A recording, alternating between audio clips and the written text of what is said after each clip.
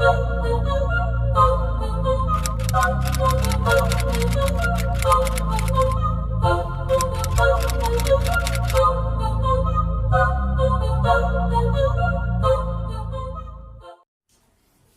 की इस वीडियो में हम ब्लड के बारे में बात करेंगे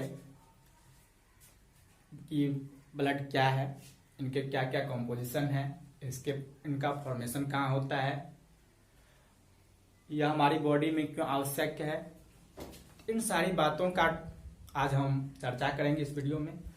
और इस ब्लड का जो फुल पार्ट होगा वो एक एक पार्ट करके आएगा। फुल वीडियो एक वीडियो नहीं दे पाएंगे क्योंकि वीडियो लंबा हो जाता है, इसलिए उसको हम part by part full chapter blood को कवर करेंगे। तो आज के इस टॉप पार्ट में हम ब्लड के इंट्रोडक्शन और इनके कॉम्पोजिशन और इनकी जो बेसिक बातें हैं उनकी चर्चा करते हैं। तो पहली बात है कि ब्लड है क्या, यह हमारी बॉडी में क्यों आवश्यक है। तो ब्लड किसे कहते हैं, तो एक सीधी सी लैंग्वेज में हम बोल सकते हैं कि blood is A connective tissue. यह हम सबको पता है कि ब्लड एक फ्लूइड है जो हमारी बॉडी में गमन करती है, तैरती रहती है और इसका कलर रेड है। तो इसको हम बोल सकते हैं कि blood is A red connective tissue, जो कि हम बच्चे से रटते हुए आए हैं। इसकी दूसरी डिफिनेशन जो छोटी सी हम बात करें, इसको बोल सकते हैं blood is a river of life which flow in our body. और एक डिफिनेशन हम आपको बोलना चाहेंगे कि जो कि क्लियर डिफिनेशन है, और ब्लड किसी भी चीज का डिफिनेशन एक क्लियर रूप होना चाहिए जिससे कि उनका डिफिनेशन बोलने के बाद उनसे कोई क्वेश्चन उत्पन्न न हो। तो इसका डिफिनेशन है blood is a body fluid in humans and animal that transport necessary substance such as nutrients and oxygen to the cell या tissue and remove metabolic waste product away from the those some cell।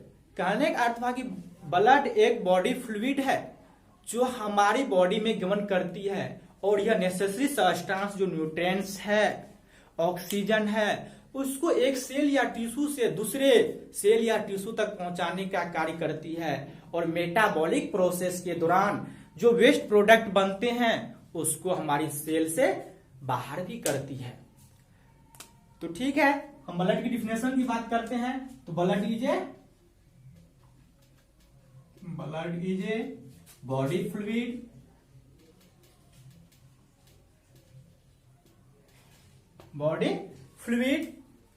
In human and animal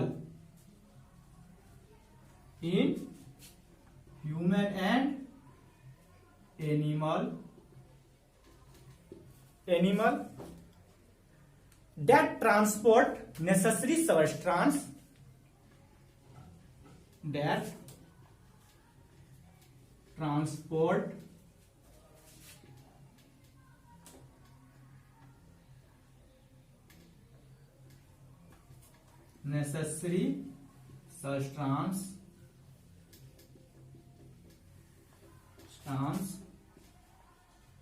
such as nutrient and oxygen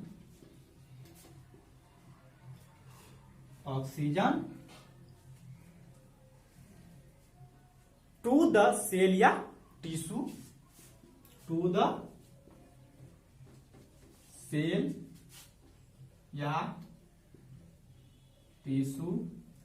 and remove metabolic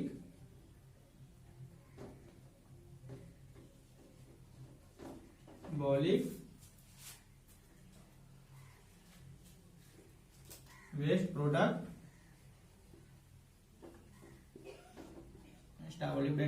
carbon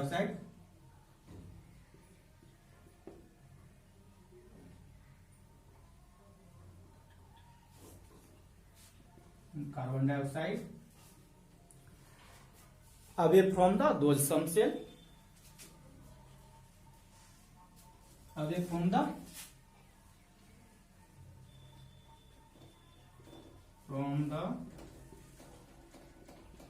those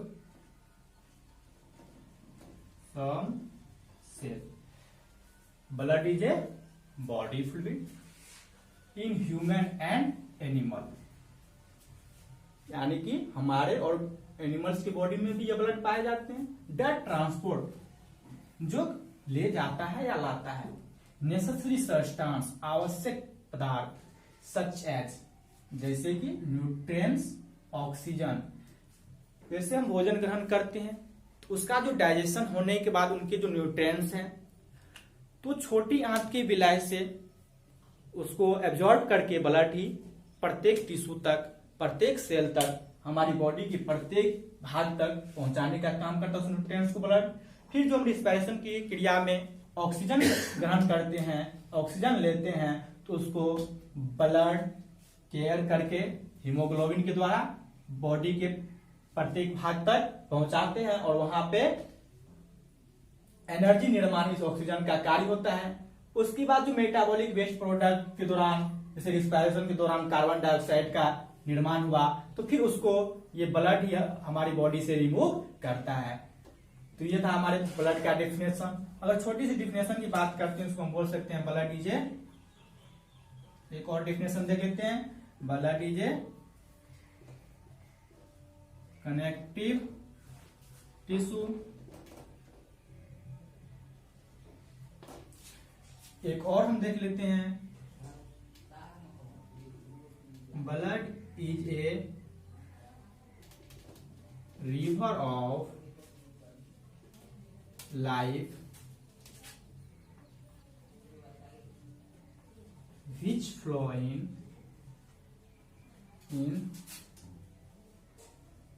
our body. ठीक है.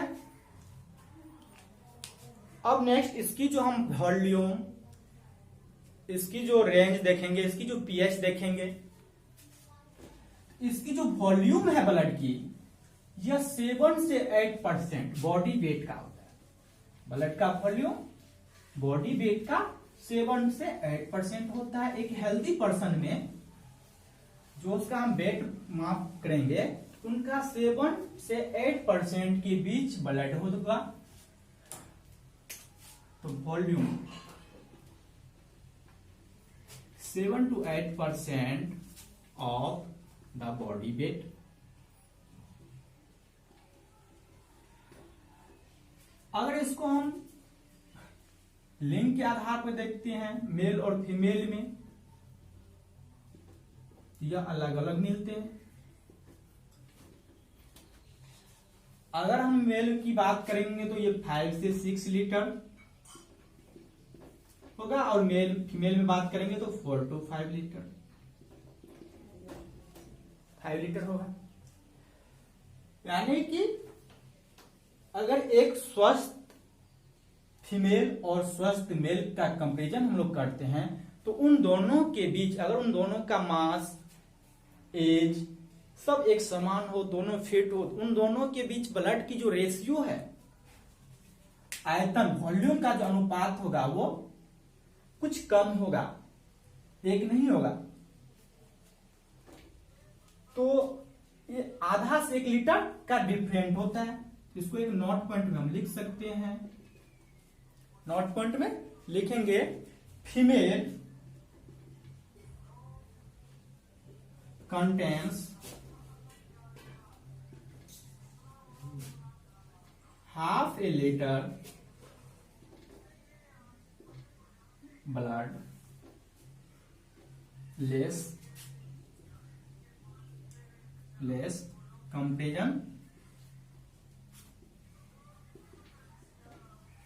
comparison of male. Male की तुलना में female में आधा litre blood कम होता है. अब इसका हम पीएच की बात करते हैं. PH power of hydrogen. PH की बात करेंगे तो इसका ब्लड का जो पीएच है वो 7 से 7.35 टू 7.45 होता है. इसका एवरेज एवरेज रेंज हम लोग 7.4 लेते हैं, लेकिन ब्लड का एक्चुअल वैल्यू नहीं होता है, यह 7.35 टू 7.45 के बीच होता है, और इसका एवरेज हम लोग 7.4 लेके चलते हैं। ब्लड का फॉर्मेशन, इसका जो फॉर्मेशन है, ब्लड बनेगा कहां, तो ब्लड का जो फॉर्मेशन है, इसकी फॉर्मेशन की बात हम करते हैं, तो यह हीमोसाइटोब्लास्ट सेल से बनता है, हीमोसाइटोब्लास्ट सेल से बनता है, और यह हीमोसाइटोब्लास्ट सेल हमारी red bone marrow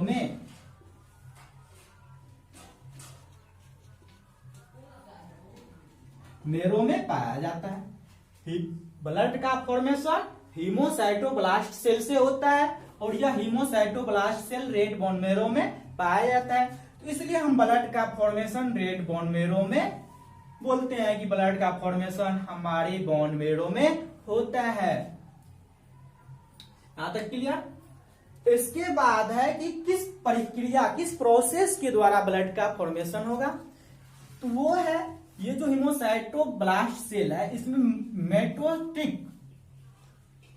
mitotic cell division होता है, तो टिक सेल डिवीजन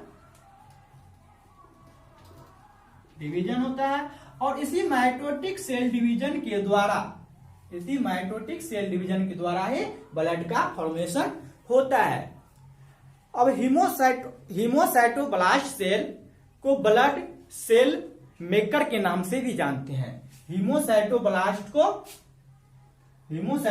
सेल को ब्लड सेल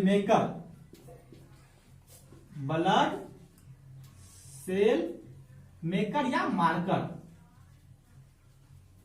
मार्कर के नाम से भी जाना जाता है। और ब्लड का जो फॉर्मेशन होता है, इसके बाद यह स्टोर होता है एस्प्लीन में। तो एस्प्लीन को ब्लड बैंक के नाम से जाना जाता है। एस्प्लीन को ब्लड बैंक के नाम से जाना जाता है। अब हम बात करते हैं ब्लड के कॉम्पोजिशन की। ब्लड में क्या क्या पाए जाते हैं, कंपोजिशन ऑफ ब्लड। तो ब्लड के दो पार्ट्स होते हैं, दो कंपोनेंट्स होते हैं, एक लिक्विड पार्ट, एक सॉलिड कंपोनेंट्स। तो कंपोजिशन ऑफ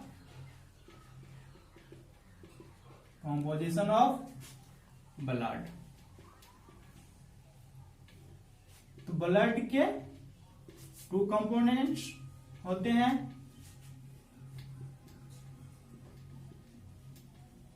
लिक्विड पार्ट या कंपोनेंट्स, एक सॉलिड पार्ट। लिक्विड पार्ट को हम लोग प्लाज्मा बोलते हैं, और सॉलिड पार्ट को ब्लड सेल या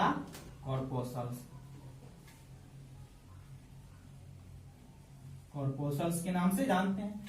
ये लिक्विड पार्ट ब्लड का 55% बॉडी में होता है, और सॉलिड पार्ट 45%।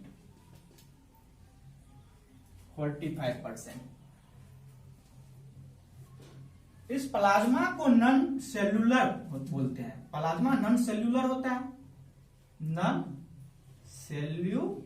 होता है, इसे नॉन लिविंग भी बोलते हैं। और ये कॉर्पोसल्स ब्लड सेल सेल्यूलर होते हैं। अब देखेंगे कि इस प्लाज्मा जो हमारी ब्लड का 55% है, इनके कौन कौन से कंपोनेंट्स हैं। तो प्लाज्मा में 91% वाटर ही होते हैं। प्लाज्मा में 91% वाटर पाए जाते हैं, यानी कि टोटल प्लाज्मा का 91%, टोटल ब्लड का 91% वाटर होते हैं, और 7% प्रोटीन होते हैं। 7% प्रोटीन होते हैं, जैसे एल्बुमिन है, फाइब्रिनोजेन है, ग्लोबुलिन है। उसके बाद इसमें प्लाज्मा में 2% न्यूट्रिएंट्स होते हैं, 2% न्यूट्रिएंट्स होते हैं, जैसे शुगर, एमिनो एसिड, लिपिड इत्यादि। उसके बाद हार्मोन्स है, जैसे इंसुलिन, T3, T4, TSH। उसके बाद कुछ इलेक्ट्रोलाइट्स होते हैं, जैसे सोडियम, पोटासियम, क्लोराइड। उसके बाद कुछ वेस्ट प्रोडक्ट हैं, जैसे यूरिया, यूरिक एसिड, बिलिरुबिन इत्यादि, सीरम क्रिएटिनिन, ये सब वेस्ट प्रोडक्ट हैं। उसके बाद कुछ गैसेस हैं, जैसे CO2, N2O, N2।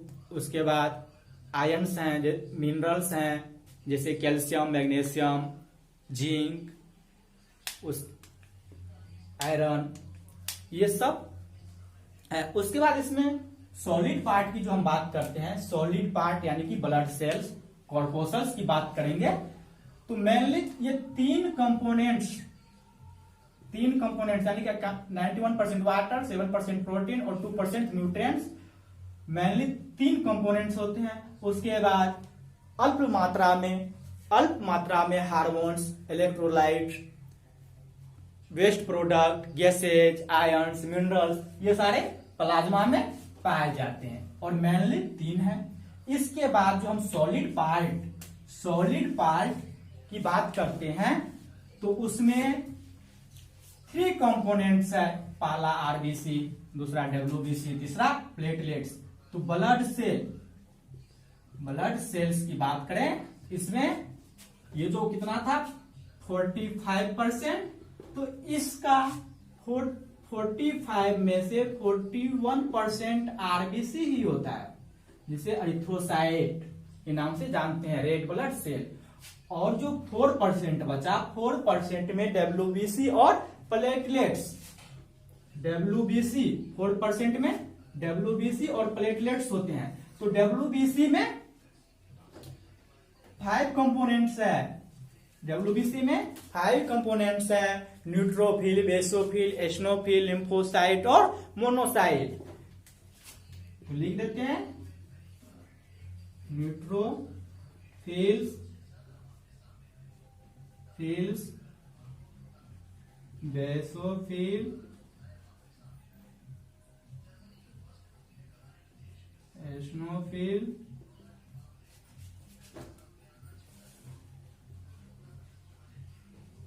फोसाइट, मोनोसाइट। तो 41% आरबीसी, 4% डब्ल्यूबीसी एंड प्लेटलेट्स।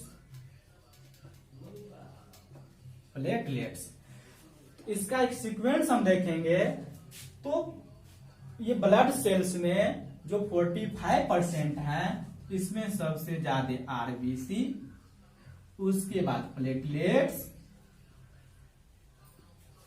और उसके बाद डब्ल्यूबीसी है। अब नेक्स्ट वीडियो में बात करेंगे। अभी बना लो।